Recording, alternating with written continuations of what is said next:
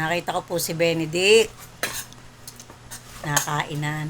Napaaga ng kain. Galing po rin sa pagpapaprint.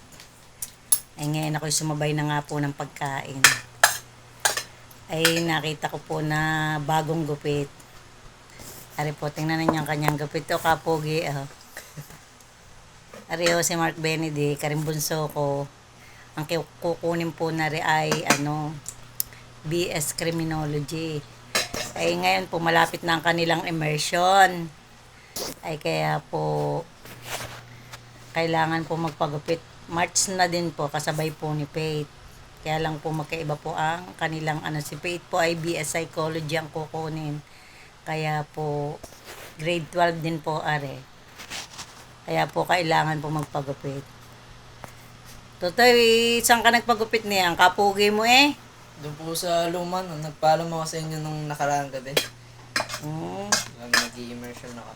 Kaganda eh, kapugi mo ngayon. Binatang-binata ka na sa iyong gupit na yan. Napadami yata ang aking kanin. Kaunti lang ang aking kanin. Ay sinabayan ko po ng pagkain. Dapat pa kami maya, sabi ni Papa OJ baka daw siya'y mapaaga. Hindi ako'y kakain po uli mamaya pagdating ni Papa OJ.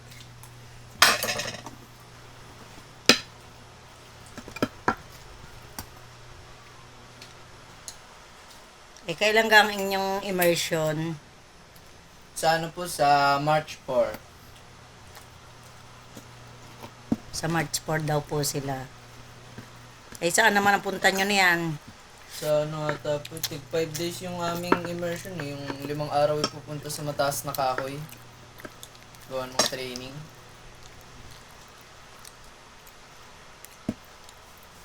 Mataas na kahoy. Apo. Malayo-layo din pala yung. Apo. 50 pesos sa mga sumasahe. Bali ka. Malayo-layo ho sa amin din sa Batangas. Mataas na kahoy. Kailangan din maaga. Ay, ilan yung linggo? Ang immersion na yun? 2 weeks po, ang alam ko. 2 weeks daw po.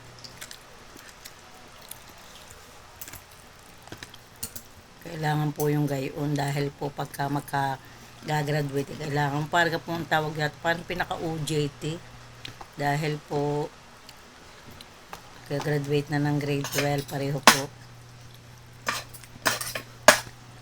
Pareho po silang gagraduate ng grade 12.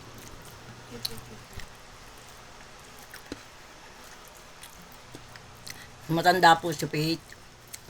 Pinagsabay ko lang po ng pasok. Para ako laging sabay silang gagraduate. Si Faith po ay aking apo, panganay. Panganay na apo. Sa akin na po lumaki. Baka kasi po kayo magtaka at kung bakit sila ay sabay. Pinagsabay ko po talaga ng pasok pero dahil po si Faith ay aking apo, ay ang aking katwiran noong maliliit pa para ako sabay ka laging gagraduate. Di po pagka na-graduate, kami po itigisa ni Papa OJ ng sinasabayan. Pag ihahatid.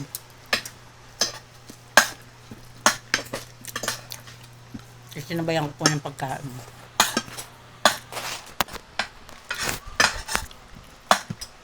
Di ka po, kapugi, binatang-binata na. Ano?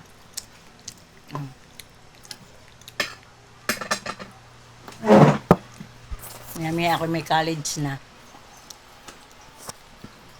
Maya po ako may college na. Sabi ko mag-aral muna bago mag-asawa. Ba yung may natapos.